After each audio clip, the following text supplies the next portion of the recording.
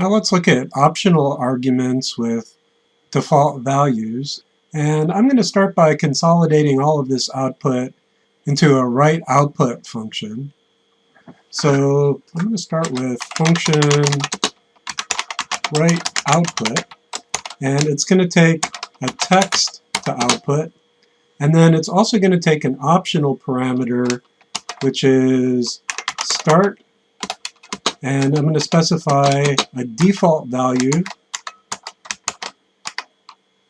and another optional parameter called end with the default value.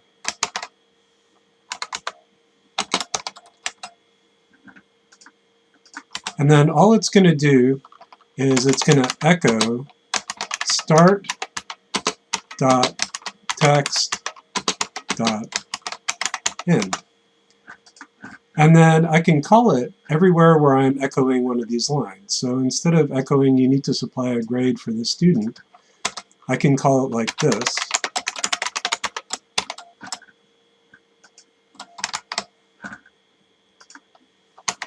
And I can pass in an optional h1 to start and an optional h1 to end. So this is the piece of code that gets executed if I don't specify a grade type. So let's go ahead and check it, and I get the same result. And since it's an optional parameter with the default value, I can leave it out entirely, and it will still get these default values. So I see the same effect. Now just to prove that it's really working, let's say I wanted to make it be bold instead of a level 1 header.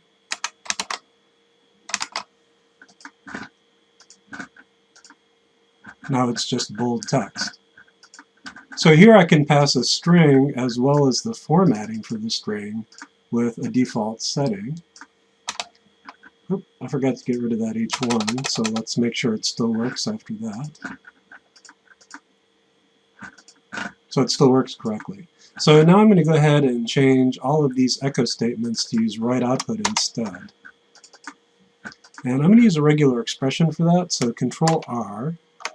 And I want to find all echo, and then double quote h1, and then anything at all inside the string, and a slash h1, and a semicolon.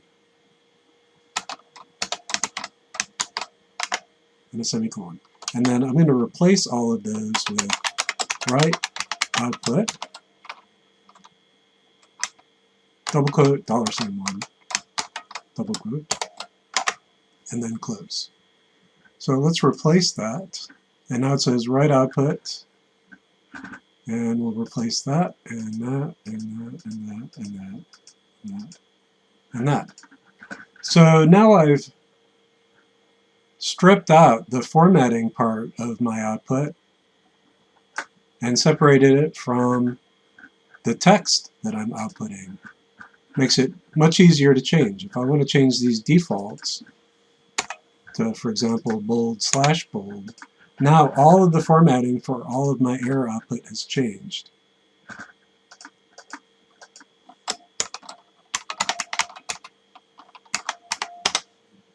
So I still get an error, but now it's formatted. So that's the use of optional parameters.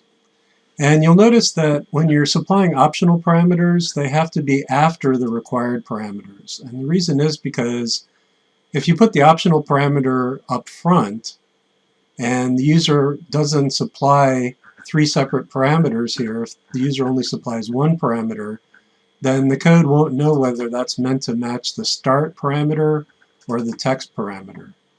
So the required parameters always have to go first in the list, and then the optional parameters after that.